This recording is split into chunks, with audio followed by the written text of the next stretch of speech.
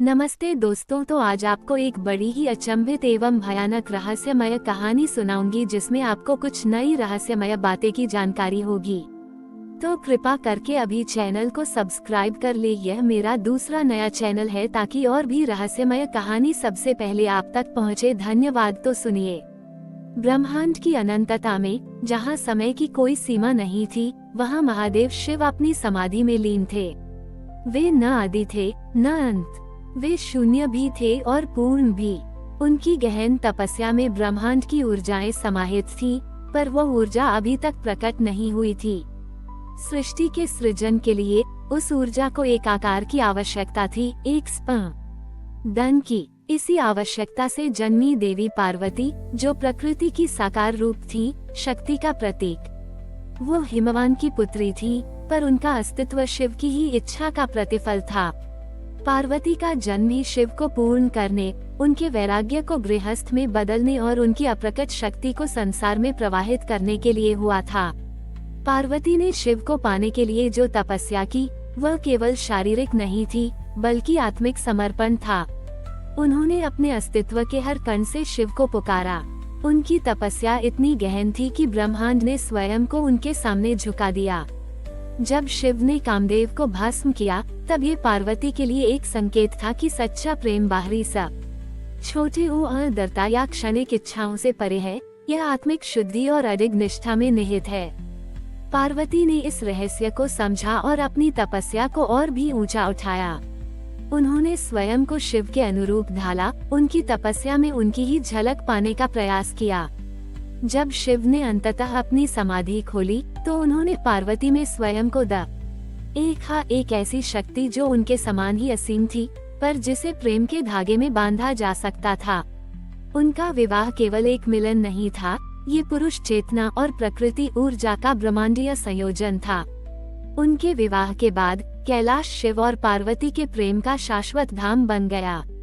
यहाँ वे केवल पति पत्नी के रूप में नहीं रहते थे, बल्कि गुरु और शिष्य, मित्र और सहयोगी के रूप में भी विद्यमान थे।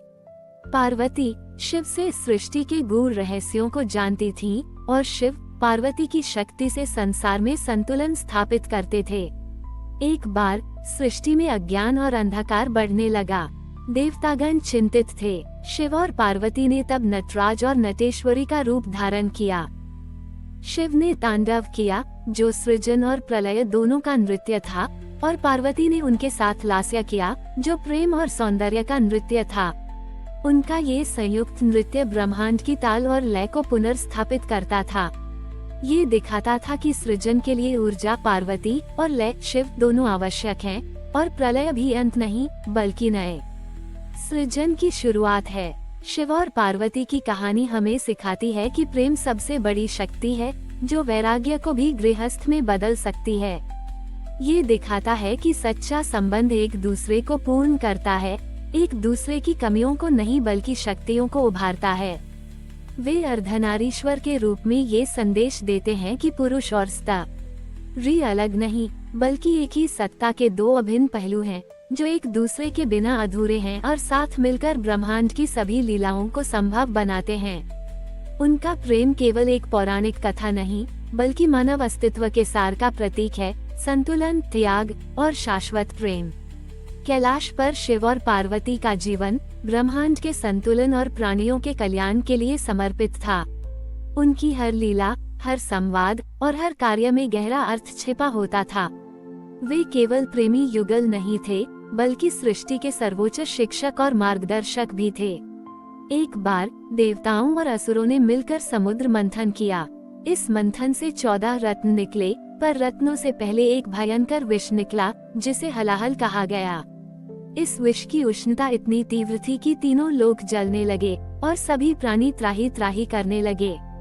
देवतागण भयभीत होकर शिव की शरण में गए। सृष्टि को बचाने के लिए शिव ने उस हलाहल को पीने का निर्णय लिया।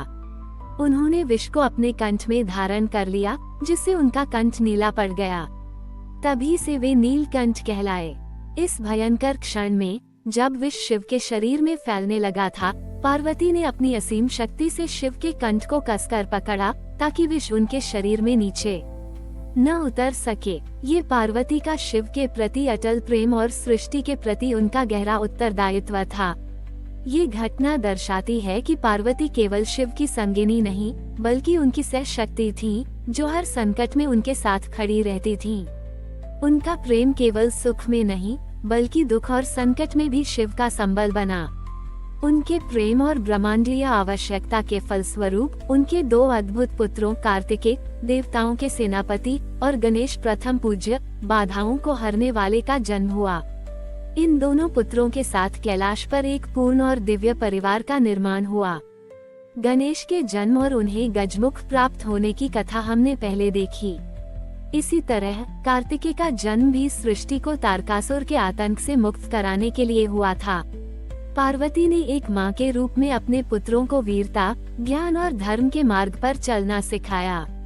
कैलाश पर कभी उनके बच्चों के बीच प्लेफुल प्रतिस्पर्धा होती, तो कभी गहरी शिक्षाओं का आदान प्रदान। पार्वती एक आदर्श माता के रूप में अपने पुत्रों के बीच संतुलन बनाती थी और उन्हें सही मार्ग पर चलने की प्रेरणा देती थी। शिव और पार्वती का जीवन योग, वैराग्य और भोग, गृहस्थ सुख के बीच का अद्भुत संतुलन था।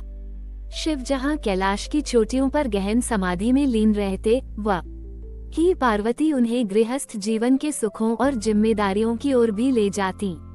वह शिव को संसार से जोड़ती थीं, ताकि उनकी ऊर्जा केवल तपस्या में ही न सिमट जाए, बल्कि वह सृष्टि के कल्याण में भी प्रवाहित हो।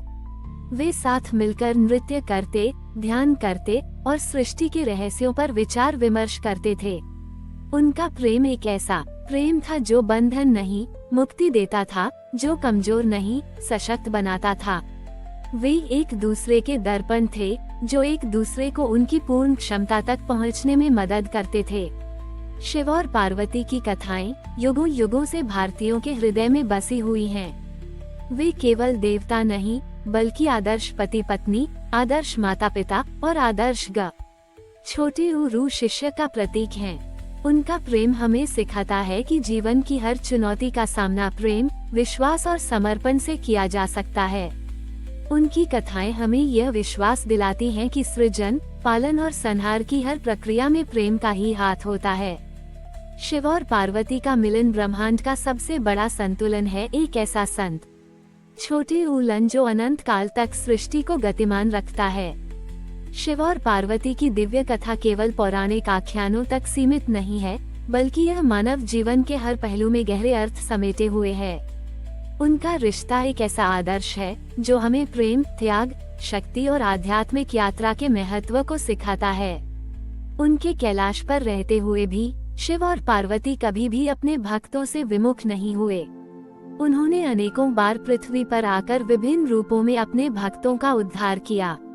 चाहे वह किसी संत की परीक्षा हो, किसी दीन दुखी को आशीष देना हो, या धर्म की स्थापना के लिए किसी अधर्मी का संहार करना हो, शिव और पार्वती ने सदैव एक साथ या अपने विभिन्न रूपों में जन कल्याण का कार्य किया। पार्वती अपनी ममता और करुणा के लिए पूजी जाती हैं, जहां वे अपनी संतानों के रूप में सभी जीवों का ध्यान रखती हैं। शिव अपनी वैराग्यमय करुणा के लिए जाने जाते हैं, जो सभी को मोक्ष का मार्ग दिखाते हैं। उनके कुछ प्रसिद्ध अवतार जैसे अर्धनारीश्वर, जिसमें शिव और पार्वती का आधा आधा शरीर एक साथ दर्शाया जाता है, ये सिखाता है कि पुरुष शिव और प्रकृति पार्वती एक ही हैं, अविभाज्य हैं। एक के बिना दूसरा अधूरा है। ये केवल लिंग भेद को मिटाने का प्रतीक नहीं, बल्कि यह भी दर्शाता है कि ब्रह्मांड में संतुलन के लिए छोटी ये सभी ऊर्जाओं का सामंजस्य कितना आवश्यक है। कैलाश शिव और पार्वती का निवास स्थान केवल एक पर्वत नहीं, बल्कि शांति, सद्भाव और सर्वोच्च ज्ञान का प्रतीक है। यहाँ विरोधाभासी शक्तियाँ जैसे शिव का वैराग्य और पार्वती का गृहस्थ, गणेश की बुद्धि और कार्तिकेय की वीरता, नंदी की निष्ठा और नागों का विष सभी एक साथ सामंजस्य में रहते हैं। ये दिखाता है कि कैसे विविधता के बावजूद प्रेम और समझ से एक आदर्श समाज और परिवार का निर्माण किया जा सकता है। शिव और पार्वती की कथा का समापन किसी अंत से नहीं होता, क्योंकि उनकी लीलाएं और उनका प्रभाव अनंत और शाश्वत हैं। वे आज भी हर भक्त के हृदय में, हर मंदिर में और हर धार्मिक अनुष्ठान में विद्यमान हैं। उनकी कहानी हमें यह विश्वास दिलाती है कि प्रेम सबसे बड़ी तपस्या है और सच्ची शक्ति त्याग तथा समर्पण में निहित है। वे हमें सिखाते हैं कि जीवन की यात्रा में संतुलन, समझ और अटूट विश्वास ही हमें पूर्णता और मोक्ष की ओर ले जा सकते हैं। ये कहानी शिव और पार्वती के दिव्य संबंध के कुछ पहलुओं को छूने का एक छोटा सा प्रयास था। उनकी गाथाएं हमें ये याद दिलाती हैं कि दिव्यता हमारे भीतर ही निवास करती है और हम भी उनके आदर्शों का पालन कर अपने जीवन को सार्थक बना सकते हैं। हमारी और भी आध्यात्मिक एवं अनोखी कहानियाँ देखने के लिए हमारे चैनल पर जाएं तथा धार्मिक एवं पौराणिक अनोखी कहानियाँ हमारे चैनल पर है। कृपया जाके देखें तथा हमारे चैनल को सब्सक्राइब करके रखें और वीडियो लाइक जरूर करें। धन्यवाद।